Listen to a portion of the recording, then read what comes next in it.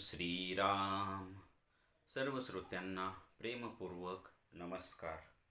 श्रोते हो, आपण स्वामी विद्यानंद यांच्या भावार्थ रामायण संक्षिप्त या ग्रंथाच्या आधारे निर्माण झालेला मला भावलेले भावार्थ रामायण अर्थात आत्मपरायण हा ग्रंथ आपण पाहत आहोत. आज युद्धकांडातील अध्याय 30 देवांतक व त्रिशिर यांचा वध. ओम श्रीराम. अंगदाने नरांतकास मारल्यामुळे नरांतकाचे 5 पुत्र धावून येतात, परंतु त्यांनाही अंगद यमसदनी पाठवतो. त्यानंतर मग देवांतक व अंगदाचे युद्ध सुरू होते. तेव्हा तिथे हनुमंत अंगदाच्या मदतीला येतात. मग देवांतक सुद्धा मारला जातो. त्यानंतर महोदर व नीळाचे युद्ध सुरू होते. त्यामध्ये महोदर मारला जातो व हनुमंत महापार्श्वचा वध करतात. मग हनुमंत तिथे त्या त्रिशिराची 3ही शिरे उडवतात. अशा प्रकारे त्या रणभूमीवर रावणाचे अनेक पुत्र, बंधू व मोठमोठे राक्षसवीर मारले जातात. आता आपण साधकाच्या दृष्टीने पाहू. साधकाच्या अंतरंगातील त्या युद्धभूमीवर आता त्या सत्कर्माने म्हणजेच अंगदाने आपल्या सत्यमेव कार्याने त्या नरत्वाचा अंत करणाऱ्याचा म्हणजेच नरांतकाचा व त्याच्या 5 अंश तत्वांचा विनाश केला आहे. मग तिथे त्या देवत्वाचा अंत करणाऱ्याचे म्हणजेच देवांतकाचे व सत्कर्माचे युद्ध सुरू होते.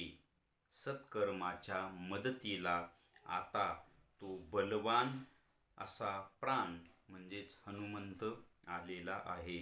तसेच चित्त म्हणजेच नीळ व एका महावामशक्तीचे म्हणजेच महोदराचे युद्ध सुरू आहे. त्या युद्धभूमीवर ते सत्कर्म त्या देवत्वाचा अंत करणाऱ्याचा अंत करते. ते चित्तही आपल्या चिंतनाने त्या महावामशक्तीचा नाश करते. त्यानंतर मग तो प्राण त्या त्रीचा म्हणजेच त्रिपुटीचा म्हणजेच त्रिशिराचाही नाश करते. इथे साधकाचा प्राण जेव्हा ऊर्ध्व व चैतन्यमय होतो तेव्हाच या त्रिपुटीचा नाश होतो व साधक जेव्हा सोहम भावात स्थिर होतो तेव्हाच हा प्राण ऊर्ध्व व चैतन्यमय होतो. आणि आता अशा प्रकारे ते सत्कर्म, चित्त व प्राण मिळून त्या अशुद्ध अहंकाराच्या अनेक अशुद्ध असलेल्या महावामशक्तींचा विनाश करतात. आता आपण या कथेचे थोडक्यात सार पाहूया. इथे कथेमध्ये अंगदाने नरांतकाला मारल्यामुळे नरांतकाचे 5 पुत्रही धावून येतात, परंतु अंगद त्यांनाही मृत्यूपंथास लावतो. त्यानंतर देवांतकाचे आणि अंगदाचे युद्ध सुरू होते. अंगदाच्या मदतीला हनुमंतही येतात. त्यानंतर अंगद त्या नरांतकाचाही वध करतात. दुसरीकडे नीळाचे आणि त्या महोदराचे युद्ध सुरू होते. नीळही त्या महोदराला मारून टाकतो. त्यानंतर हनुमंत त्या त्रिशिराची 3ही शिरे उडवतात. अशा प्रकारे त्या युद्धभूमीवर हनुमंत, अंगद, नळ, नीळ हे सगळे मिळून रावणाच्या अनेक पुत्र, बंधू व मोठमोठ्या राक्षसवीरांना मारून टाकतात. ही कथा.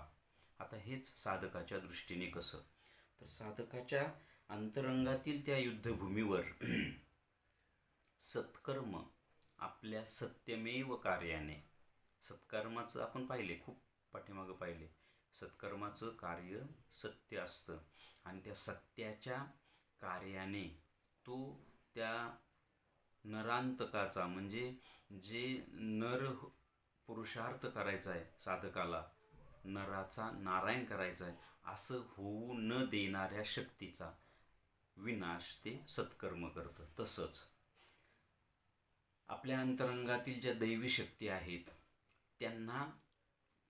त्यांचा विनाश करू पाहणाऱ्या ह्या ज्या वामशक्ती आहे, म्हणजेच देवांतक, त्याचाही हनुमान प्राणाच्या साह्याने ते सत्कर्म विनाश करतं.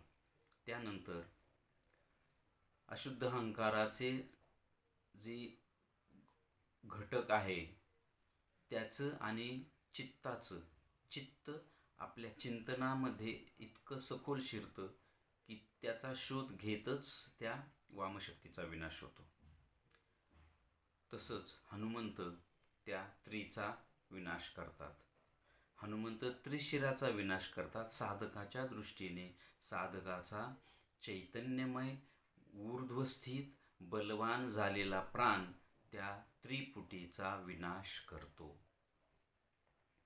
तर इथे आपण पाहिलं, सत्यकर्माने जे साधकाला नराचा नारायण बनवायचा आहे त्यामध्ये ज्या वामशक्ती विघ्न आणतात त्याचा सत्यकर्माने नाश होतो. दुसरी गोष्ट, अंतरंगातील ज्या दैवी शक्ती असतात त्या साधकाला सहाय्यभूत होऊन साधकाचा आत्मप्रवास सुखरूप करण्यासाठी त्या दैवी शक्तींची मदत होते.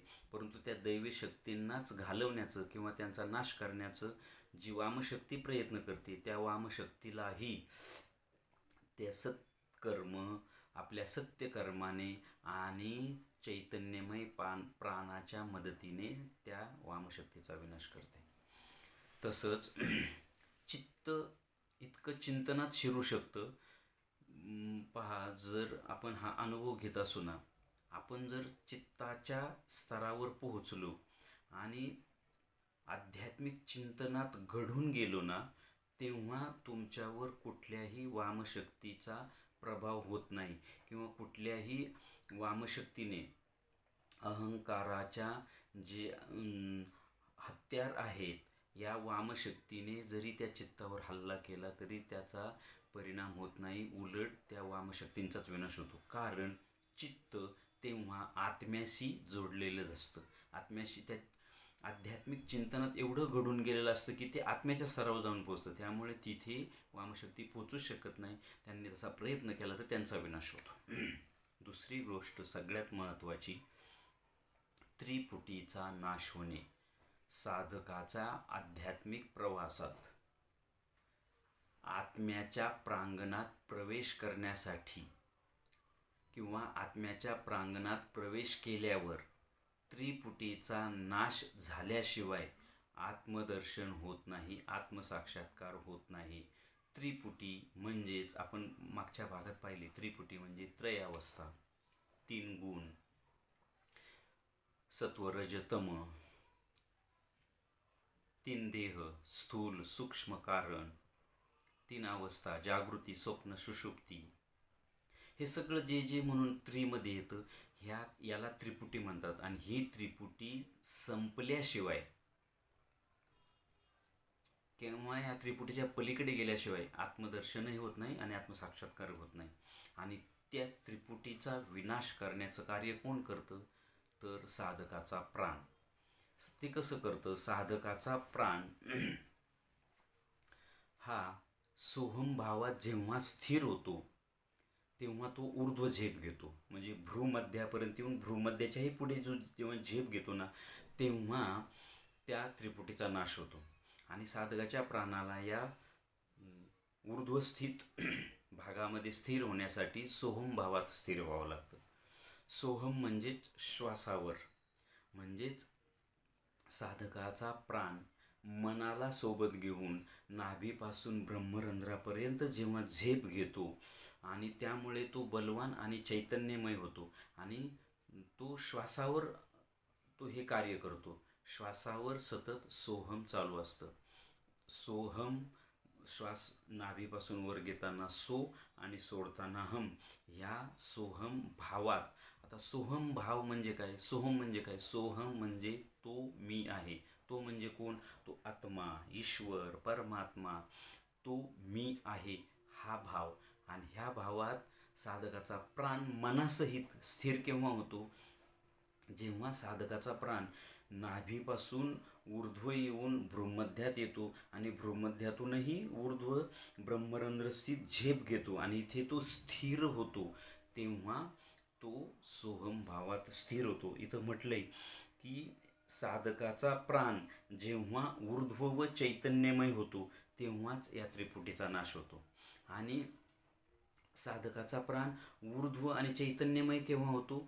तो जेव्हा सोहम भावात स्थिर होतो. सोहम भाव स्थिर कुठं होतो? इथे ब्रह्मरंध्राच्या ठिकाणी सोहम भाव स्थिर होतो.